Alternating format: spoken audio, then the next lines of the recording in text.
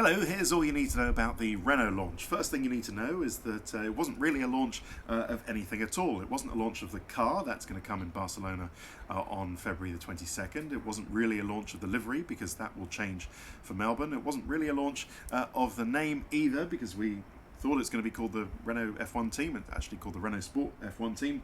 It wasn't really a launch of the drivers either because we knew that Pastor Maldonado, unfortunately for him, wasn't able to get the sponsorship he needed together, so his place was taken by Kevin Magnussen, joining Jolyon Palmer in the team. So what instead we had was a keynote address by this man, and he is the boss. It was his decision to come back into Formula One after leaving in 2010. His name's Carlos Ghosn, and he's got suspiciously dark hair for a man of his age, so maybe they do sell just for men in France. Anyway, he said that racing is part of our DNA, it's part of what Renault does, and it helps promote and sell their racy road-going cars as well. So he was joined on stage, or rather joining Louise Eklund, who did a very good job emceeing the whole event. She's a presenter on French TV.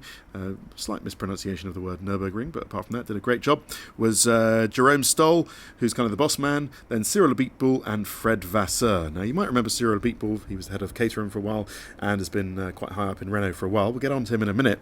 But Fred Vasseur, you might not know, and he is the racing director. He's come in from the ART team. In fact, he ran the ART team in GP2 and some other series as well. And he is pretty much the best team manager, the most accomplished, the most successful team manager in lower racing formula outside Formula One there is. So he's a good top man. Thing you might notice about Fred Vasseur is that he never smiles. This is Fred Vasseur when he's looking mildly satisfied. This is Fred Vasseur when he's having an interesting and stimulating conversation with Martin Whitmarsh. And this is Fred Vasseur when he's just won a championship here in GP3 with Esteban Gutierrez. So there you go. That's the most you'll ever see Fred Vasseur smile. Although apart from talking to Crofty, so maybe Crofty told him one of his pirate jokes. Anyway, so that is Fred Vasseur, and he's one of the top guys alongside Bob Bell. And this is a big win for Renault. They got Bob Bell back from Mercedes. Bob Bell worked at Mercedes when Mercedes were planning their domination, and he knows everything. He knows where all the secrets of Mercedes' success is.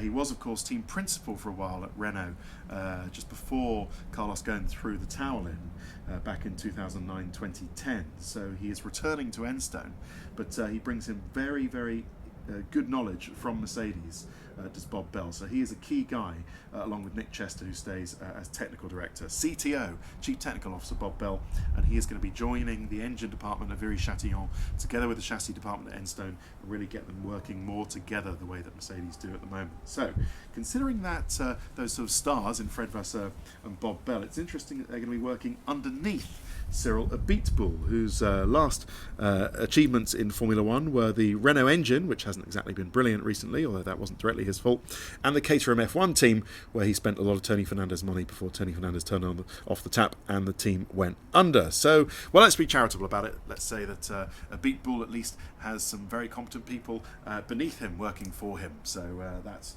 good to see. So there's the car itself. You might notice a few of the sponsors, and we can go through just while we talk, before we talk, just after we talk about the drivers. And hey, Kevin Magnussen's back, and that's brilliant. He said that after the disappointment of not getting a McLaren drive, Renault has saved his career, and I think that's probably pretty accurate. They're staying with the Alpine Stars overalls, by the way. I think the overalls look pretty good, a bit better than the car, but there you go. Great new haircut.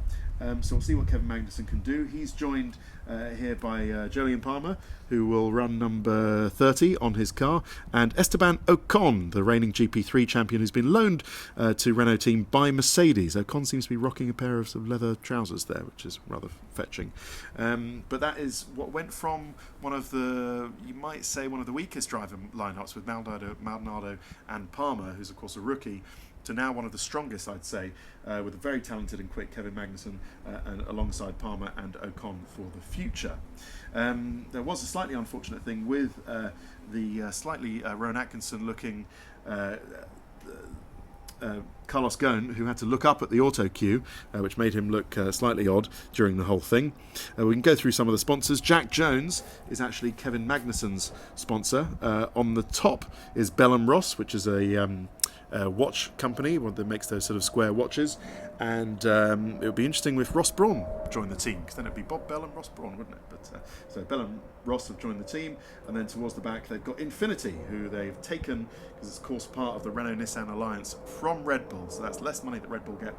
And Infinity have joined and going to do some technical link-ups with the Renault team as well. Carmen Jorda is back as development driver. I think she's going to be racing, for all you Carmen Jorda fans, in the RS Cup, which is good. I like the eyeline here.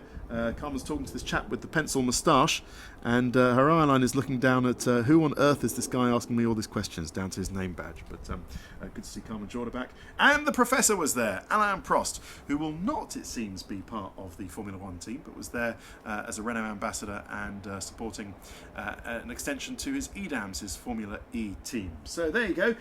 Not very high expectations for the team at the moment because of the late change from Mercedes to Renault engines, but they think in 5 years they'll be challenging for podiums consistently and the championship. And that at least might make Fred Vasseur smile. Bye-bye.